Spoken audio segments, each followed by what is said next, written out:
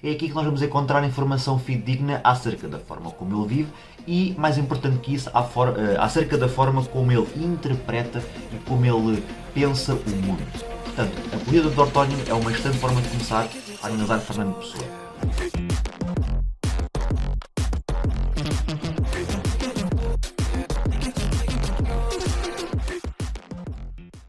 Toca a partilhar. E subscrevam, hein? Olá meus caros alunos da Escola 101, este é um vídeo especial. Primeiro é um vídeo que saiu depois de muitos meses de o canal ter estado numa pequena pausa. Segundo, é um vídeo que vai anunciar uma nova plataforma de estudos do nosso canal da Escola 101, uma plataforma Patreon, onde vocês vão encontrar muitos conteúdos exclusivos, muitos conteúdos que vão proporcionar um estudo muito melhor do que aquele que tiveram até agora. Eu vou deixar aqui alguns o vídeo da apresentação para essa nossa plataforma. A sério, vejam, vejam e partilhem, porque eu acho que pode ser uma mais-valia para vocês e também para mim, porque finalmente vocês vão conseguir apoiar o canal com um apoio monetário ou até mesmo, como têm feito até agora, através dos comentários. Vocês têm sido mesmo excelentes e deram-me força para continuar este canal e para continuar com o melhor conteúdo possível. Uma coisa também muito importante, não se esqueçam que existe uma conta de Instagram aberta desde o início do nosso canal e é uma conta que é muito importante vocês seguirem, porque é lá que vão ser dadas as novidades acerca do nosso canal, acerca dos vídeos, acerca do Patreon e das outras pacotes que eu tenho para vos oferecer. Portanto, se querem ficar à frente do que é que está a passar aqui no nosso canal, vão seguir essa conta. Se querem partilhar com os vossos colegas, essa também é a melhor forma, é pelo Instagram e aqui pelos vídeos do nosso canal. O que é que eu trago aqui hoje para vocês? Eu regressei aos vídeos com um vídeo de matéria de 12º, com Fernando Pessoa Ortónimo. Porquê? Porque eu não quero deixar ninguém para trás. Eu fiz vídeos de décimo ano, já tenho todos os vídeos de 10º ano feito, tenho alguns vídeos de 11º e estão a ser preparados. Mais ainda, este é o primeiro vídeo de 12º, é sobre Fernando Pessoa Ortónimo. Portanto, se vocês estão a estudar para exame, se vocês estão agora a começar o 12º, este é o vídeo perfeito para vocês. Portanto, bora lá! Muito bem, sem mais demoras, vamos então começar com o vídeo. Vamos começar, como sempre, com uma pequena contextualização histórica e também bibliográfica de Fernando Pessoa. Fernando Pessoa nasceu no século XIX, em 1888, portanto, finais do século XIX, e isto é um dado muito, muito importante. Porquê? Porque nesta época Portugal viveu montes e montes e montes de acontecimentos muito importantes. Como, por exemplo, o ultimato inglês em 1890, que veio trazer um pouco de instabilidade política ao nosso Império Português. O que é que isto significa? Significa que existe ou existiu uma perda da presença e do poder militar nas colónias africanas que Portugal possuía. Depois nós podemos esquecer que em 1914 aconteceu também a Primeira Guerra Mundial, portanto Fernando Pessoa viveu também este período de guerra, e não nos podemos esquecer que Portugal participou na Primeira Guerra Mundial, portanto isto teve um impacto na economia e na política. E também não nos podemos esquecer que em 1933 começou também uma ditadura militar, ditadura que nós todos conhecemos, e isto foi também trazer algumas revoluções culturais. Ora, foi no seio destes acontecimentos todos do século XIX em que Fernando Pessoa nasceu e apareceu, e tal como ele, toda uma geração de jovens artistas, jovens literários, levaram a cabo aquilo que foi uma instalação de novos ideais na cultura e no cotidiano português.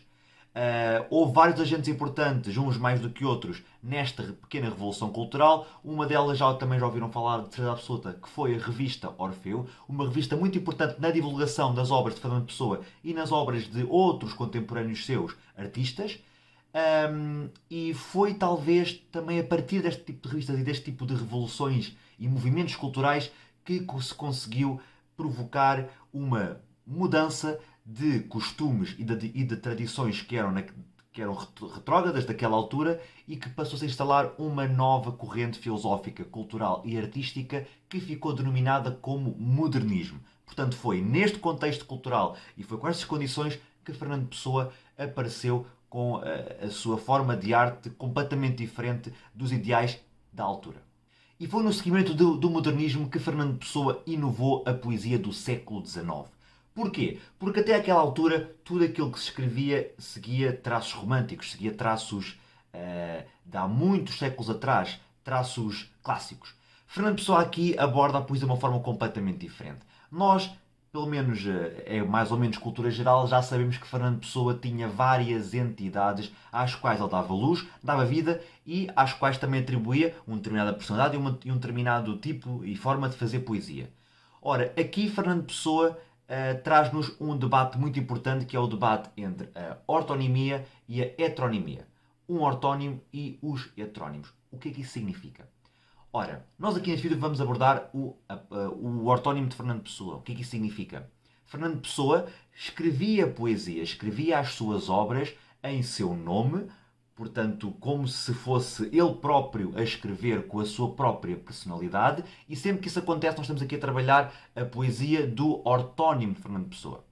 Acontece que ele revolucionou a forma de fazer poesia, porquê? Porque ele criou novas personalidades. Cada personalidade com a sua vida própria, com a sua biografia própria, com a sua data de nascimento e com todas as outras características que as pessoas têm. Sempre que Fernando Pessoa escreve estas obras, esta poesia, em nome dessas personalidades, nós chamamos essa poesia a poesia dos heterónimos. Porquê? Porque cada personalidade é considerado um heterónimo. Okay? Portanto, ortónimo são poesias da própria personalidade de Fernando Pessoa, heterónimo vamos abordar em vídeos futuros o que é que isso depois vai significar. Okay? Portanto, focando aqui na poesia do ortónimo, Fernando Pessoa nunca acabou por perder o seu eu, a sua personalidade e a sua forma de fazer poesia de uma forma unificada e não fragmentada como acontece com os heterónimos. Okay? Portanto, vamos ver quais é que são as temáticas importantes a abordar e qual é que é a melhor forma de abordar e de analisar a poesia do ortónimo de Fernando Pessoa. Eu achei mais prudente começar pela poesia do ortónimo a analisar aqui o nosso Fernando Pessoa por uma razão muito simples. É aqui na poesia do ortónimo que se encontra a maior expressão desta explosão que foi o modernismo na cultura portuguesa. E, por outro lado, se nós pensarmos bem, como Fernando Pessoa, na poesia do ortónimo, escreve na pele de si mesmo, na pele da sua própria personalidade como um todo, é aqui que nós vamos encontrar informação fidedigna acerca da forma como ele vive e, mais importante que isso, acerca da forma como ele interpreta e como ele pensa o mundo. Portanto, a poesia do ortónimo é uma excelente forma de começar a analisar Fernando Pessoa. Aqui na poesia do ortónimo nós não vamos complicar muito. É muito simples de perceber quais é que são as temáticas que Fernando Pessoa aborda. Eu quero começar aqui por salientar dois sentimentos muito importantes. Primeiro, o saudosismo. O saudosismo é, de longe, um dos sentimentos mais expressados por Fernando Pessoa e é aquele que nos vai acompanhar ao longo de todas as temáticas. E depois o segundo é também o sebastianismo. São dois sentimentos que nos vão acompanhar nas 4 temáticas que vou passar agora a apresentar para nós ficarmos prós e para não termos nenhuma dúvida acerca da poesia do ortónimo e acerca da forma como Fernando Pessoa interpreta e vê o seu mundo. Estas aqui são as 4 temáticas que Fernando Pessoa ortónimo tem para nos apresentar. Nós vamos começar pela primeira, pela nostalgia de infância, porque também é mais simples de perceber e vocês vão ver que isto vai ser muito simples de analisar e de perceber.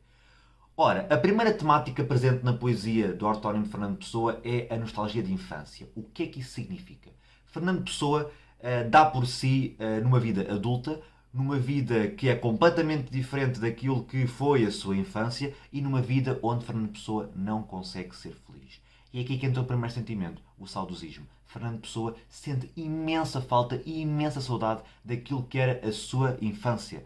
Uma infância onde ele conseguia ser feliz, uma infância onde ele conseguia brincar sem ter preocupações, uma pessoa jovem que não tinha preocupações e que não tinha nenhuma responsabilidade. Era uma criança inocente e inconsciente, pelo bom sentido. Assim, a infância de Fernando Pessoa acaba por ser o seu refúgio, um lugar onde ele se sente confortável, um lugar onde ele consegue sentir os momentos mais felizes da vida dele, apesar de ser um lugar que ele nunca vai alcançar na realidade, não é? Porque é algo que já passou, é algo que está na sua memória. De qualquer das formas, este é um aspecto muito importante. Porquê? Porque é na infância que Fernando Pessoa encontra a felicidade. É na infância que Fernando Pessoa encontra uma vida que ele, no presente, nunca mais vai conseguir voltar a ter.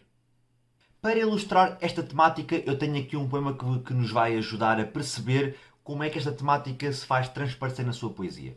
Ora, vamos então lá ler para perceber o que é que ele aqui nos diz. O poema começa com: Quando era criança vivi, sem saber, só para hoje ter aquela lembrança. Portanto, aqui nós vemos que Fernando Pessoa refere-se à sua criança, portanto, à sua infância, como algo que ele viveu. No entanto, quando ele era criança, ele não sabia que era feliz. E ele viveu sem saber. Só para hoje, no presente, ele apenas tem a memória daquela lembrança, daquela infância. Ele não tem a felicidade que tinha quando era criança, apenas tem a sua memória. Depois diz, e hoje que sinto, aquilo que fui, minha vida flui, feita do que minto. Isso significa o quê? Significa que ele hoje, no presente, ele agora sabe aquilo que foi. Ele agora está consciente, ele agora é um adulto. Ele sabe aquilo que viveu quando era criança e agora tem consciência daquilo que o rodeia, do mundo que o rodeia. Não era como antes que ele era uma criança inconsciente. Mas isso traz-lhe um problema. O facto de ele agora saber quem é e saber o que sente, isso traz-lhe infelicidade. Ele agora diz que a sua vida flui feita daquilo que minto. Ou seja, ele diz que a sua vida continua, mas não continua feliz. Ele continua a iludir-se, a mentir-se a si próprio, refugiando-se nas memórias de quem outrora foi. Depois acaba dizendo, mas nesta prisão, ele sente-se preso nesta memória, livro único, leio um sorriso alheio de quem fui então. Ou seja, ele encara a sua infância, encara a sua memória como sendo um livro que ele lê. Lá está uma realidade que ele não consegue viver. Ele só consegue ler, só consegue lembrar-se. E depois solta um pequeno sorriso. Um sorriso alheio. Um sorriso de quem não consegue, não tem poder sobre aquilo que vive e sobre aquilo que sente. E acaba dizendo um sorriso alheio de quem fui então. Está-se a referir à pessoa que ele foi, ao passado, à sua infância. Portanto, como vocês podem ver, é uma temática bastante simples de perceber, uma temática bastante simples de analisar. Portanto, vamos já passar à próxima. Exatamente no seguimento da nostalgia de infância é onde aparece a próxima temática, que é o sonho versus a realidade. Ora, esta temática é uma temática bastante simples de perceber, especialmente se perceberam a anterior. Aqui Fernando Pessoa também faz um confronto entre aquilo que ele imagina, aquilo que ele sonha, aquilo que ele se lembra na sua memória e a realidade, aquilo que vive e aquilo que ele não consegue escapar. Qual é que é a diferença entre este sonho versus realidade e a nostalgia de infância? É que aqui o sonho versus realidade é aplicado à sua vida em geral, é aplicado ao cotidiano de Fernando Pessoa e não necessariamente à infância. Okay? Fernando Pessoa aqui apresenta-se novamente como alguém que se sente infeliz na sua própria realidade e como alguém que tende a fugir da sua realidade. E foge para onde? Para o sonho, tal como o nome indica. Portanto, aqui o sonho serve, tal como servia as memórias na nostalgia de infância, aqui o sonho serve como refúgio.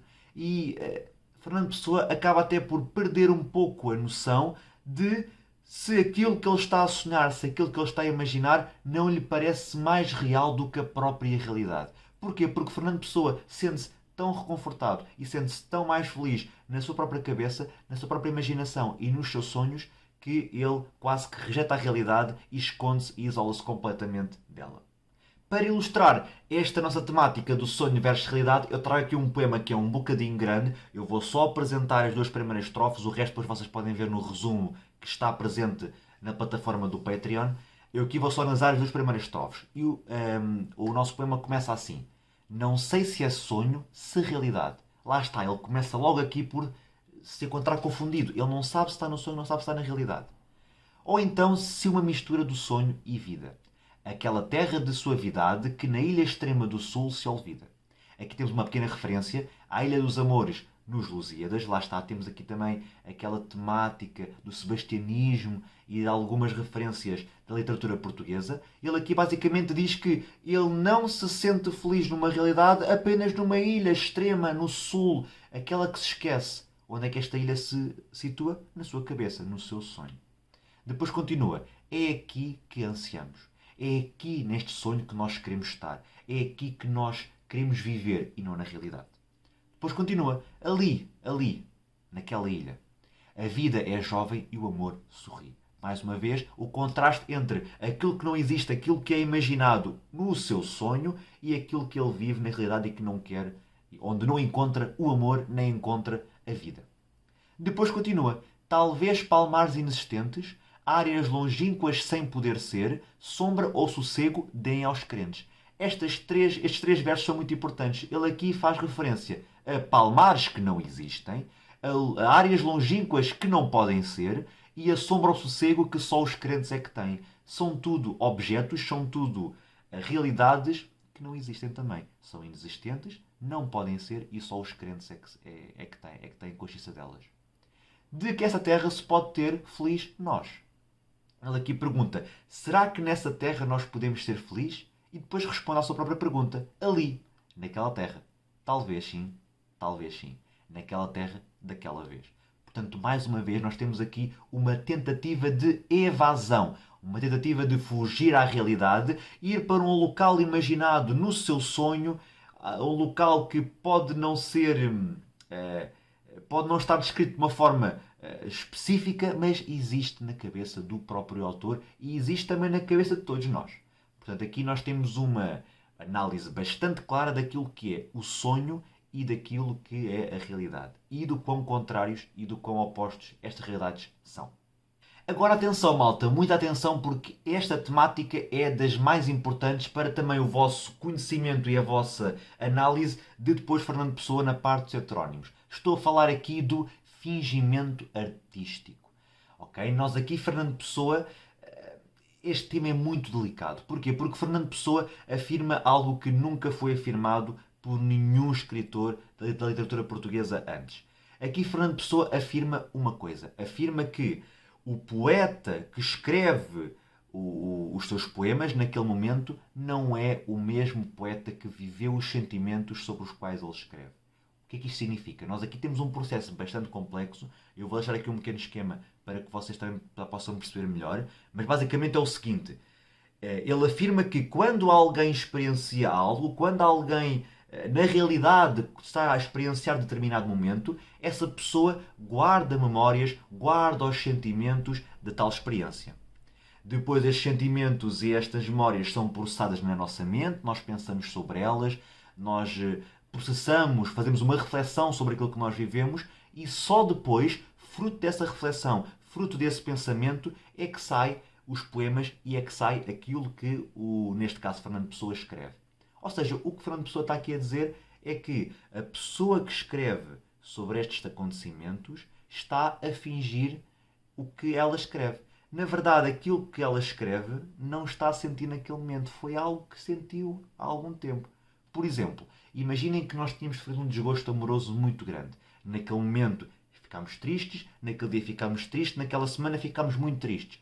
Ultrapassámos, pensámos sobre isso.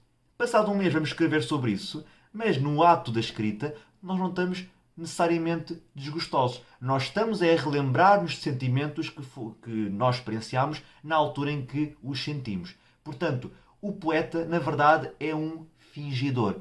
Existe aqui um fingimento artístico. A pessoa, no momento em que escreve o que está a sentir, não está na verdade a senti-lo. Está simplesmente a transmitir aquilo que outrora, no passado, essa pessoa sentiu.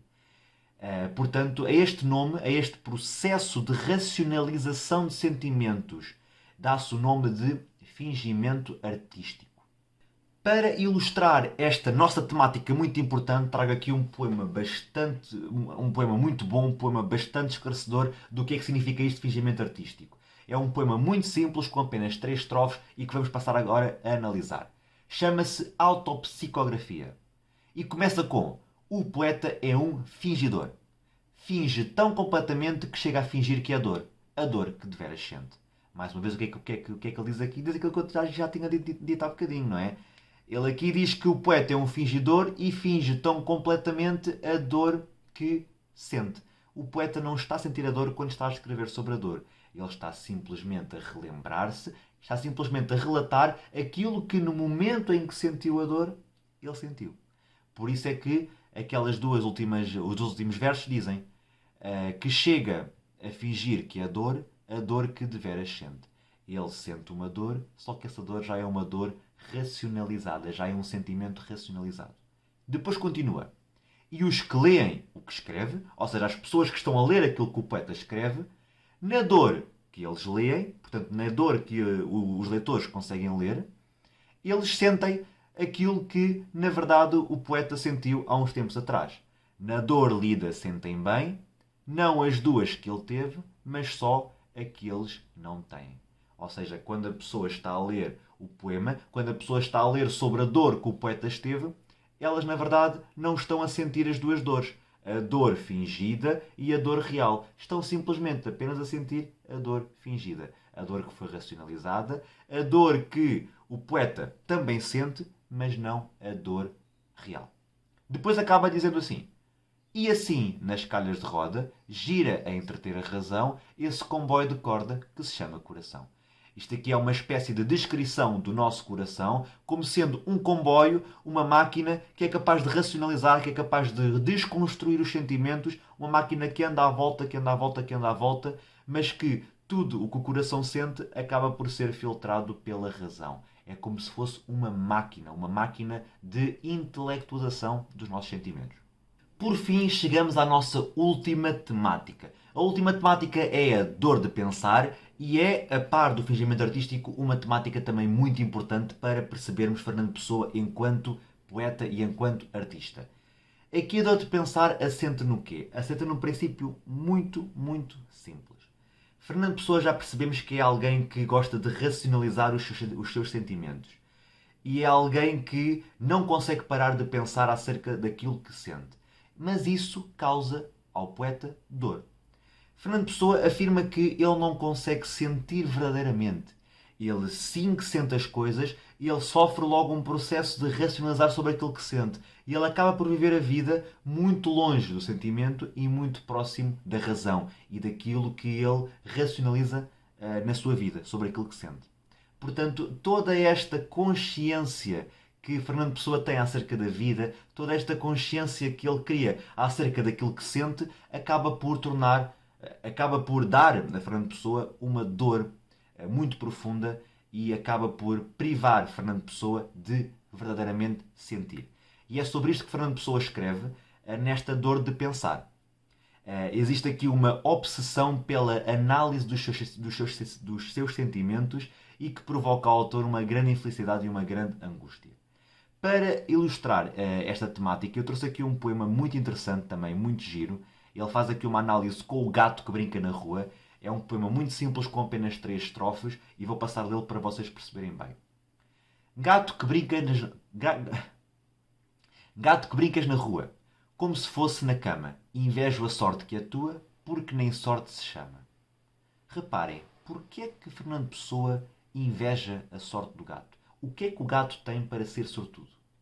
O gato não pensa. O gato brinca. O gato vive a sua vida sem se preocupar em consciência, em racionalizar. O gato é um animal inconsciente. Ele brinca, tal como as crianças brincam. E, portanto, Fernando Pessoa inveja-o por isso mesmo. Inveja esta sorte de não conseguir pensar e depois ele também diz, não é? O facto de ele não conseguir pensar torna-o ser inconsciente, portanto isto nem sequer é bem sorte. Mas é assim que Fernando Pessoa encara esta inconsciência. Depois continua.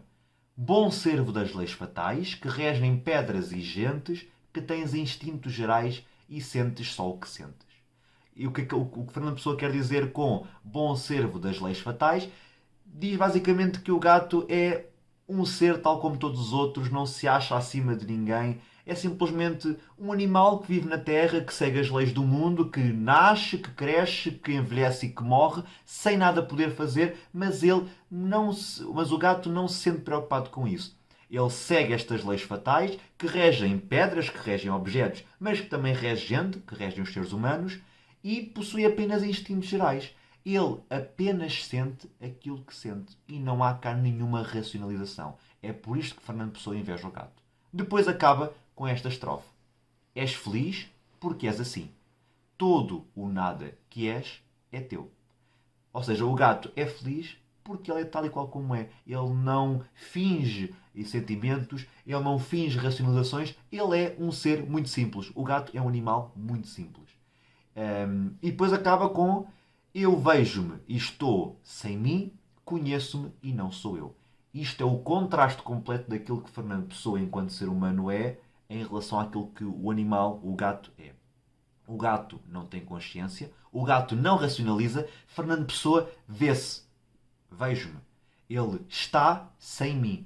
Ele conhece-se e sabe que não é ele próprio. O que é que isto significa?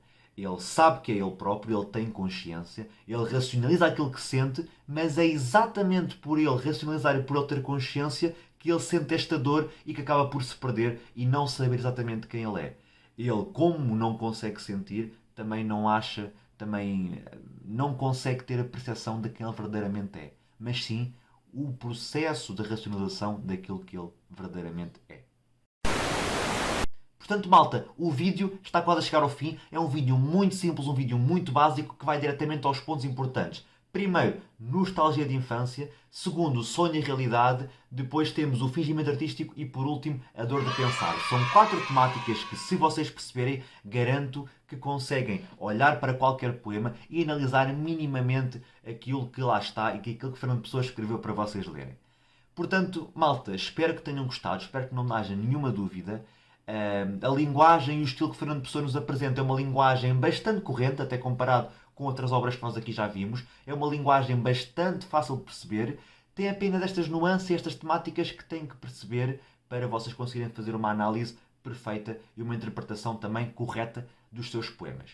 Alguma dúvida que tenham já sabem, coloquem nos comentários, enviem e-mail. Sobretudo, se quiserem ter algum um acompanhamento mais personalizado, não se esqueçam de ir ao nosso Patreon. Não se esqueçam também de ir à nossa página de Instagram e segui-la, porque é lá que vocês têm as informações importantes e é lá que vocês ficam a par daquilo que se está a passar. Podem também mandar mensagem, nós estamos completamente disponíveis a realizar explicações individuais e explicações de grupo para as vossas turmas, para os vossos grupos de amigos, se vocês forem bastantes, por um preço muito acessível. Portanto, não percam. Aqui na descrição dos nossos vídeos vocês vão encontrar o link para o Patreon, para esta nossa plataforma nova que contém todo o material que vocês querem. Os resumos estão lá disponíveis também no Patreon, no nosso pacote mensal. Portanto, explorem isso, partilhem com os vossos colegas, subscrevam. Obrigadíssimo pelo apoio que vocês dão, porque vocês são maravilhosos e são vocês que fazem continuar o nosso canal. Portanto, até à próxima e bem-vindos ao Escola 101.